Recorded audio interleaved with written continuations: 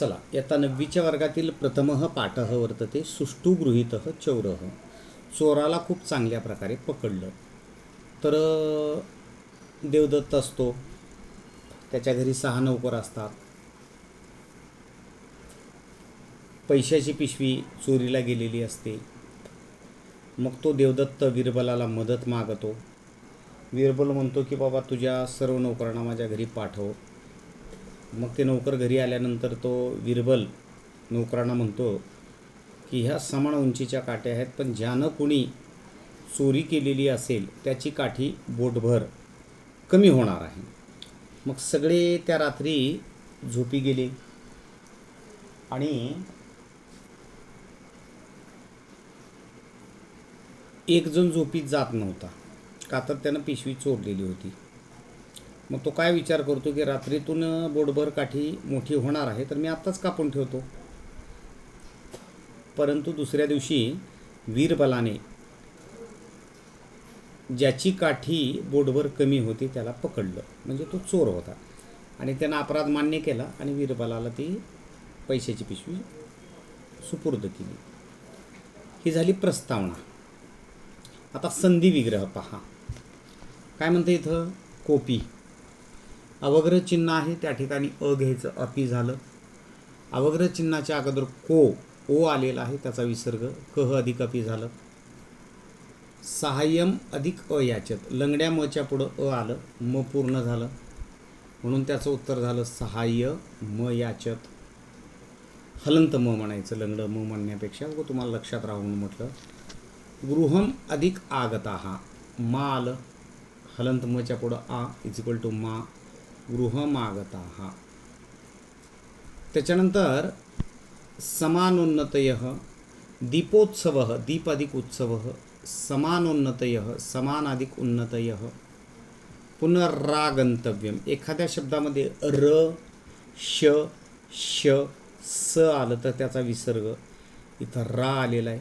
रामध्ये हलंत्र plus आ, हलंत्रचा विसर्ग म्हणून पुनः अधिक आगंतव्यम असं उत्तर झालं. के ना पी, केन अधिक अपी. निद्रा म कुर्वन, हलंत मच्या पुढं अ आलं, इज इक्वल टू पूर्ण म, निद्रा म कुर्वन. अहम मधुना, हलंत मच्या पुढं अ आलं, अह मधुना. यष्टिकाम अधिक अंगुली मात्रम, हलंत मच्या पुढं अ आलं, म पूर्ण, यष्टिका मंगुली मात्रम.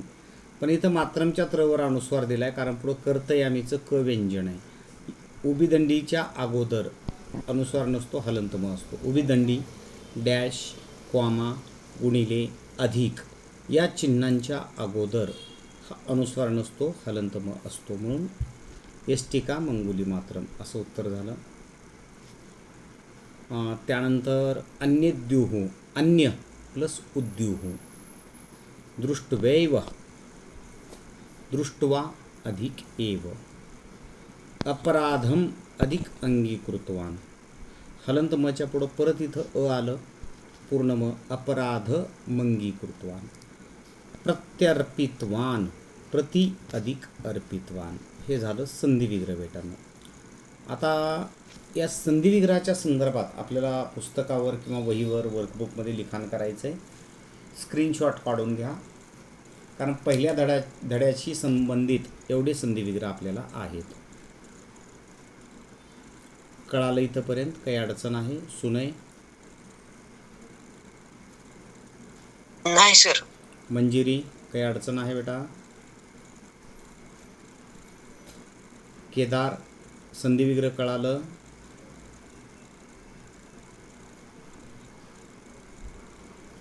केदार, आवाज येतो का?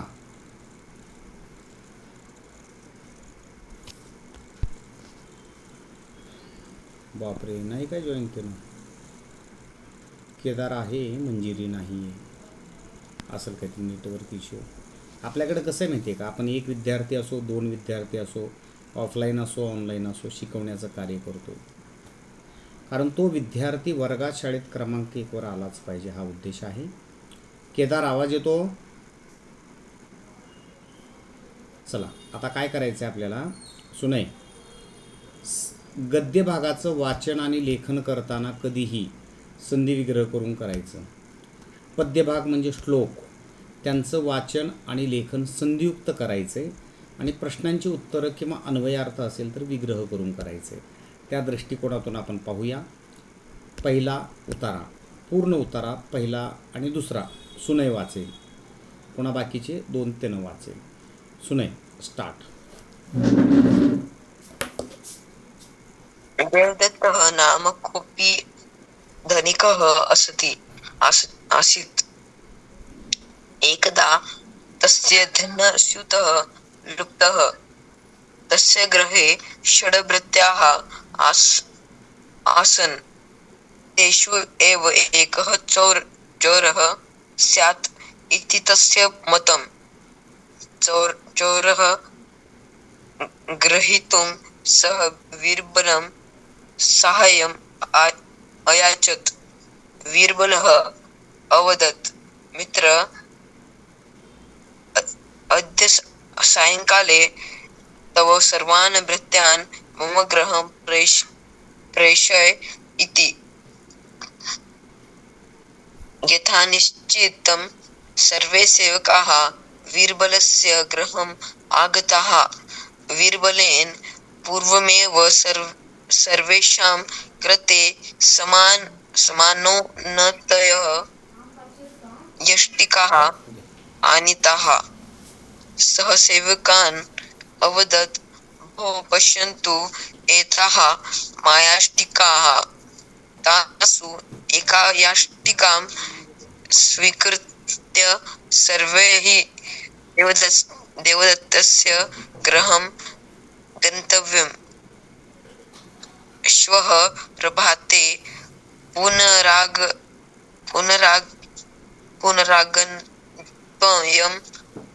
येन केनापि धनस्यूतः चोरितः स्यात् तस्य यष्टिका अङ्गुलीमात्रं दीर्घा भविष्यति. सुंदर. देवदत्तः नाम कः अपि धनिकः आसीत्. देवदत्त नावाचा कोणीतरी एक श्रीमंत माणूस होता. एकदा तस्य धनस्यूतः लुप्तः. एकदा त्याची पैशाची पिशवी चोरीला गेली. आता हे भाषांतर मी सांगतोय, पुन्हा सरळ अर्थ घेताना आपल्याकडे भाषांतर लिहिलेलं आहे ऑलरेडी, ते परत शेअर करणार. त्याची स्क्रीनशॉट काढायचं आणि परत वहीवर लिखाण करायचं. आणि जे जे तुम्ही वहीवर लिखाण करताय ते व्हॉट्सअपला मला पाठवायचं आहे, कारण त्याच्यात झालेल्या चुकांची दुरुस्ती व्हावी या उद्देशाला. तस्य गृहे षड्भृत्याः आसन्. त्याच्या घरी 6 नोकर होते. तेषु एव एकः चोरः स्यात् इति तस्य मतम्. त्यांच्यापैकीच एक जण चोर असेल असे त्याचे काय होते, मत होते. चौरम ग्रहीतुं सह वीरबलं साहाय्यम अयाचत. चोराला पकडण्यासाठी त्याने वीरबलाला मदत मागितली. वीरबलः अवदत्. वीरबल म्हणाला, मित्र, अरे मित्रा, अद्य सायंकाले तव सर्वान भृत्यान, तुझ्या सर्व नोकरांना मम गृहं प्रेषय, माझ्या घरी काय करतो, पाठव. यथा निश्चितं सर्वे सेवकाः वीरबलस्य गृहम् आगताः. ठरल्यानुसार सर्व सेवक वीरबलाच्या घरी आले. वीरबलेन पूर्वम एव सर्वेषां कृते.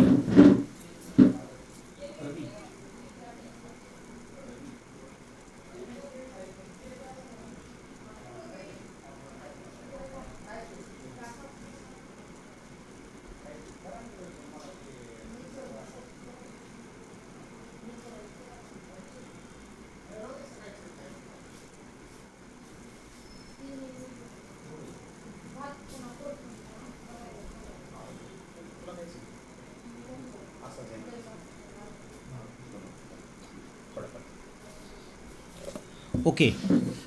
तर वीरबलेन पूर्वम एव सर्वेषां कृते. वीरबलाने अगोदरच सर्वांसाठी समान उन्नतयः यष्टिकाः आनीताः. समान उंचीच्या काठ्या आणल्या होत्या. सह सेवकान अवदतो. सेवकांना म्हणाला, भोः पश्यन्तु एताः माया यष्टिकाः. अहो, पहा या जादूच्या काठ्या आहेत. तासु एकाम एष्टिकाम स्वीकृत्य सर्वैः देवदत्तस्य गृहं गंतव्यम. त्यांच्यापैकी एक एक काठी घेऊन तुम्ही सर्वांनी देवदत्ताच्या घरी जावे. श्वः प्रभाते पुनः आगंतव्यम. आणि उद्या सकाळी पुन्हा यावे. येन केन अपि धनस्युतः चोरितः. ज्याने कोणी पैशाची पिशवी चोरली असेल तस्य एष्टिका अंगुलीमात्रम दीर्घा भविष्यती. त्याची काठी बोटभर लांब होईल. आता याचा सरळ अर्थ पहा बेटांनो. देवदत्त नावाचा कोणीतरी श्रीमंत माणूस होता. एकदा त्याची पैशाची पिशवी चोरीला गेली. त्याच्या घरी 6 नोकर होते. त्यांच्यापैकीच एक चोर असेल असे त्याचे मत होते. चोराला पकडण्यासाठी त्याने बिरबलाला मदत मागितली. बिरबल म्हणाला, अरे मित्रा, आज संध्याकाळी तुझ्या सर्व नोकरांना माझ्या घरी पाठव. ठरल्यानुसार सर्व सेवक बिरबलाच्या घरी गेले. बिरबलाने अगोदरच सर्वांसाठी समान उंचीच्या काठ्या आणल्या होत्या. तो सेवकांना म्हणाला, अरे पहा या जादूच्या काठ्या आहेत. त्यांच्यापैकी एक एक काठी घेऊन सर्वांनी देवदत्ताच्या घरी जावे. उद्या सकाळी पुन्हा परत यावे. ज्याने कोणी पैशाची पिशवी चोरली असेल त्याची काठी बोटभर लांब होईल. हे सांगितलं सरळ अर्थ. परत लिखाण करताना आपल्याला काय करायचं आहे, तर लिखाण करत असताना आपल्याला अशा पद्धतीचं स्क्रीनशॉट काढून घ्यायचं आहे, जेणेकरून तुम्ही त्याचं लिखाण व्यवस्थित करू शकाल. वर्कबुकच्या संदर्भात सुद्धा तयारी आहे. आणि पहा बेटांनो, साधारणतः दर बुधवारी आपल्याला एक 20 मार्काची परीक्षासुद्धा घ्यायची आहे. ठीक आहे. हे मी माझ्या स्वतःच्या हस्ताक्षरामध्ये लिहिलेलं आहे. स्क्रीनशॉट काढून घ्या. पहिल्या पाठाचं भाषांतराचं पूर्ण लिखाण करायचं आहे. आपल्याकडे 1 असो, 2 विद्यार्थी असो, 100 असो, हरकत नाही. प्रामाणिकपणेच आपण विद्यार्थ्यांना शिकवणं आवश्यक आहे.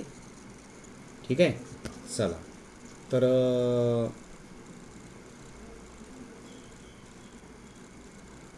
स्क्रीनशॉट काढून घेतली सर्वांनी. आता घ्या, वाटलंच तर मोठं दिसेल व्यवस्थित.